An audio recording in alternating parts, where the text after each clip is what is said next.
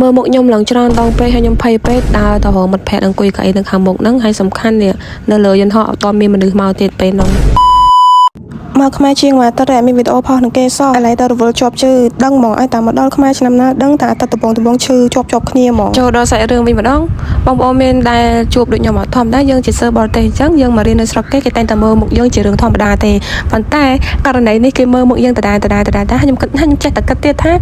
យើងបរទេសអញ្ចឹងគេនឹងឆ្ងល់គេមើលមុខយើងធម្មតាវាទូទៅហើយប៉ុន្តែលើកនេះគឺលើកទី1ហើយដែលខាង cabin crew ហ្នឹងគាត់ប្រុសហេ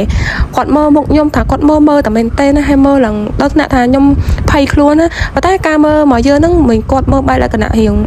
បែបមុខខោខើឬក៏អីចឹងគាត់មើលបែបគាត់ឆ្ងល់បែបគាត់ចង់និយាយមួយយើងមើលទៅបែបក្នុងន័យល្អទេប៉ុន្តែខ្ញុំនេះវាស្លន់វាភ័យតែឯងឃើញគាត់មើលមុខច្រើនពេកខ្ញុំដើរទៅកៅអីខាងមុខទៅលេងជាមួយនឹងតាណា friend របស់ខ្ញុំអីចឹងទៅហើយគាត់ថាជាអូមុខខ្ញុំប្រឡាក់អីទៅដឹងខ្ញុំក៏ទៅបន្ទប់ទឹកអត់មានអីផងហើយមកវិញគាត់នៅមើលខ្ញុំទៀតវាថាគាត់នៅពិនិត្យមើលកន្លែងកៅអីភ្ញៀវដំណើរហ្នឹងនៅប្លុកខ្ញុំហ្មងហើយគាត់មើលហើយដើរចុះដល់ឡើងក៏មើលមុខខ្ញុំហើយខ្ញុំចង់ដឹងថាខ្ញុំខ្លាចគេខ្លាចប្រាប់គេទៅគេថាចេះបើយើងមិនមើលមុខគេទេតិចមិនយើងទៅដឹងថាគេមើលមុខយើងអីចឹងណាខ្ញុំធ្វើពីអង្គុយកន្លែងកៅអីធម្មតាអង្គុយហើយខ្ញុំធ្វើពីមើលក្នុងប្លោះកៅអីឃើញគាត់អង្គុយមើលមុខខ្ញុំដដែលហើយគាត់ជា cabin crew ខាង Turkish Airlines ប្រុសហើយមើលទៅ